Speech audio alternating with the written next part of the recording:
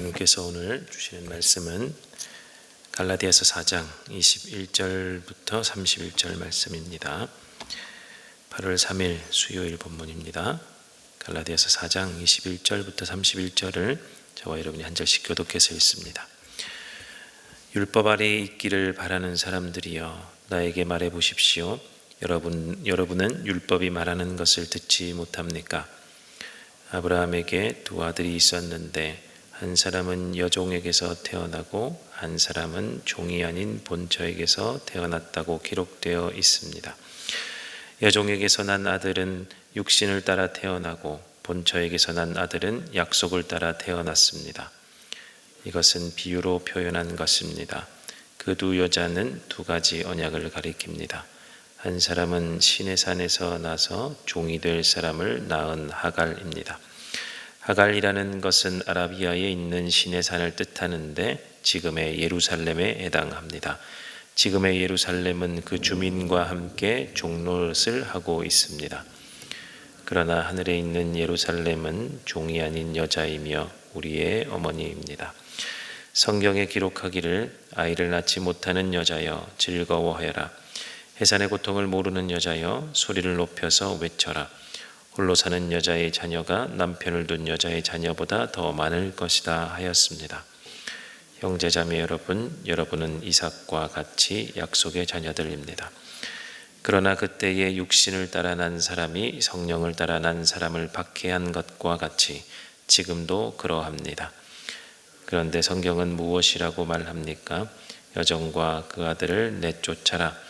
여종의 아들은 절대로 종이 아닌 본처의 아들과 함께 유업을 받지 못할 것이다 하였습니다. 함께 읽습니다. 그러므로 형제 자매 여러분, 우리는 여종의 자녀가 아니라 자유를 가진 여자의 자녀입니다. 아멘. 가끔 교회가 그리고 때로는 기업이 홈페이지를 가지죠. 그리고 홈페이지를 교체하기도 합니다. 우리 교회도 얼마 전에 홈페이지 개편, 교체를 했습니다. 아직 개편한지 모르시는 분들은 한번 들어가 보시면 이전보다 더 깔끔하고 예쁜 홈페이지를 만날 수 있을 텐니다. 그런데 종종 교회나 기업들이 홈페이지를 교체를 할 때 보면 아직 그 소식을 접하지 못한 사람들을 위해서 옛날 것, 사용하던 것에서 개편한 홈페이지 이렇게 두 개를 다 같이 두는 때가 있습니다. 한동안 같이 두죠. 그리고 이전 홈페이지 들어오시는 분들을 위해서 안내 문구를 붙입니다. 새 홈페이지로 이동하는 이렇게 안내 문구 거기를 누르면 새로 들어가게끔 그렇게 해 놓습니다. 그리고 나서 새로 만들었기 때문에 새로운 홈페이지에다가 계속해서 올라오는 새로운 정보를 다 올리게 마련이죠. 그런데 어떤 사람이 나는 새로 만든 이 홈페이지 마음에 안 들고 그냥 바꾸는 게 싫으니까 절대 이 새 홈페이지는 사용하지 않을 것이다 이렇게 마음 먹었다고 가정해 봅시다. 그리고 옛날 것을 고수하고 그것만 사용한다면 사실은 결과는 뻔하죠. 전혀 새 소식을 접할 수 없게 되고 곧 얼마 지나지 않아서 그 옛날 홈페이지는 사용되지 않게 됩니다. 그래서 더 이상 새로운 소식을 보지 못하게 될 수도 있죠. 이와 비슷한 이야기를 오늘 바울이 오늘 말씀을 통해서 하고 있습니다. 오늘 본문의 가장 핵심적인 키워드는 25절과 26절에 나오는 지금의 예루살렘 그리고 하늘에 있는 예루살렘 이 두 단어입니다.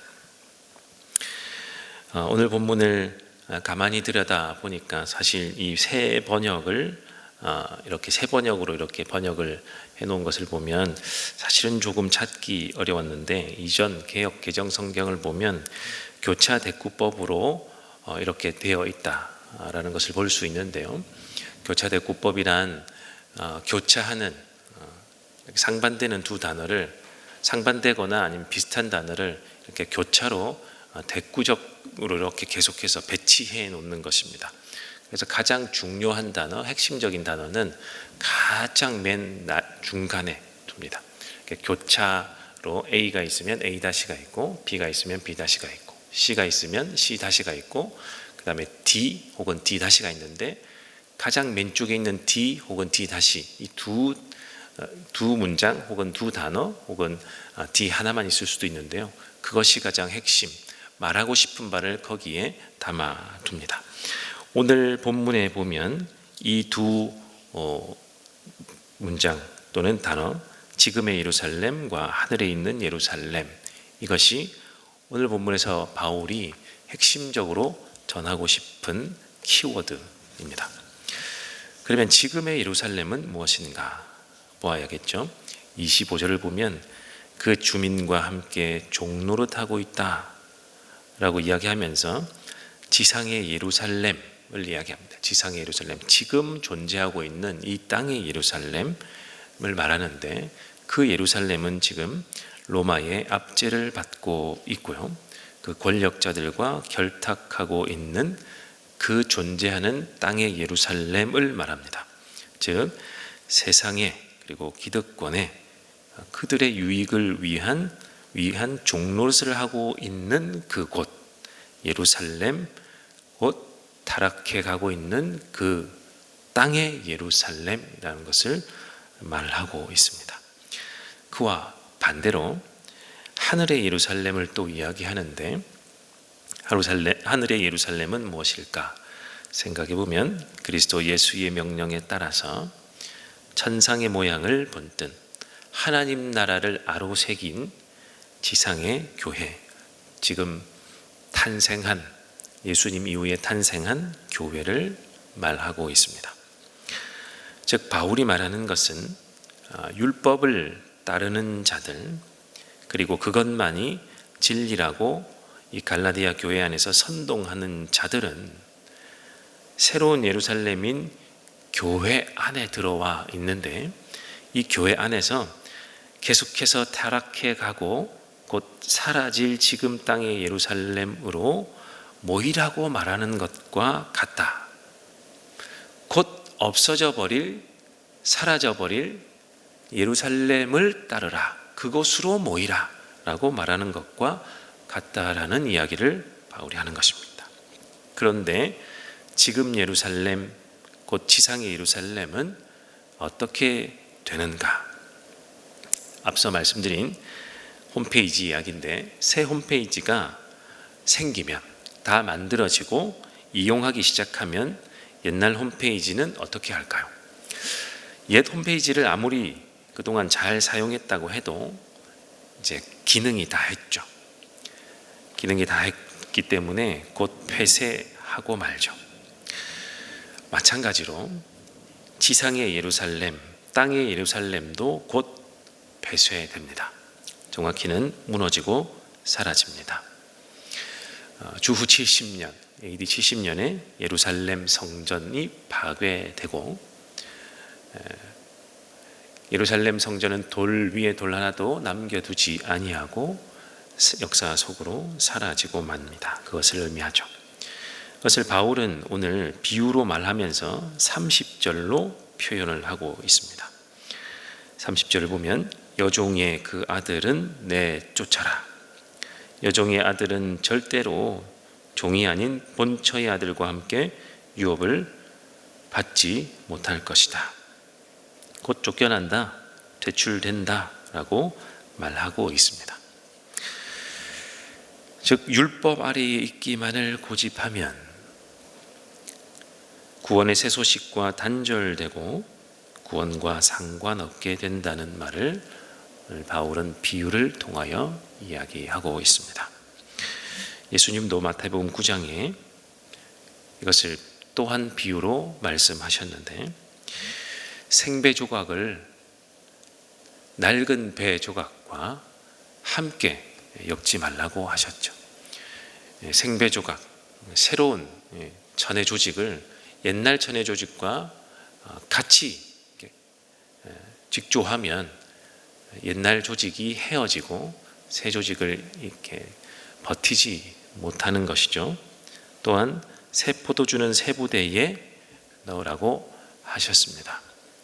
새 포도주는 이제 발효가 시작되고 압력을 받을 텐데 옛 부대에 담으면 그것이 버티지 못하고 터지는 것과 마찬가지입니다.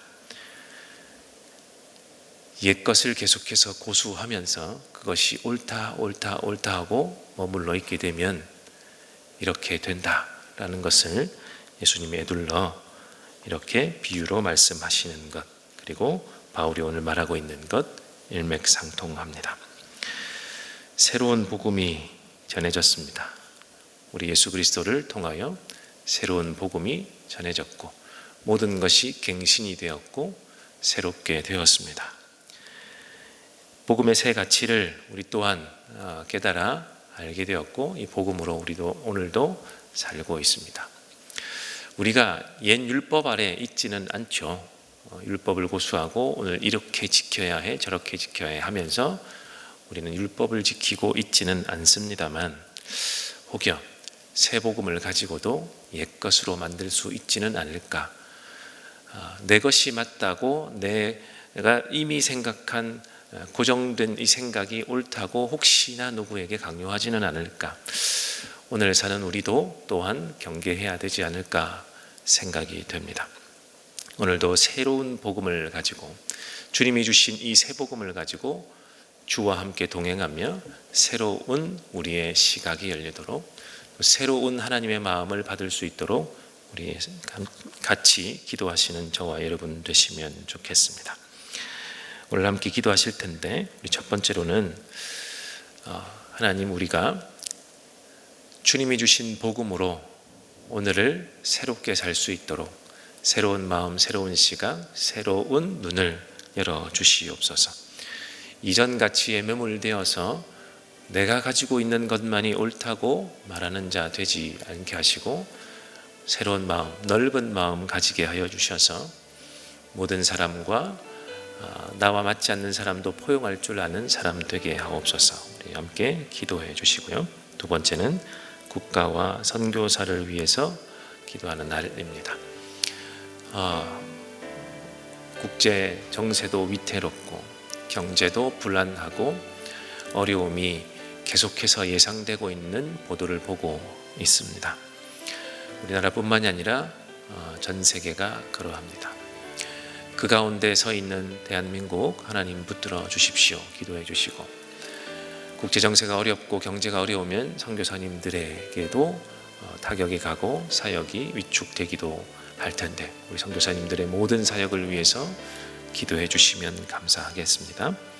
우리 세 번째로는 오늘 이렇게 궂은 날씨 가운데 있지만 우리 연홍도 국내 단기 봉사 팀이 오늘 출발하게 됩니다. 곧 출발하게 될 텐데 2박 3일의 여정을 하나님 붙들어 주십시오.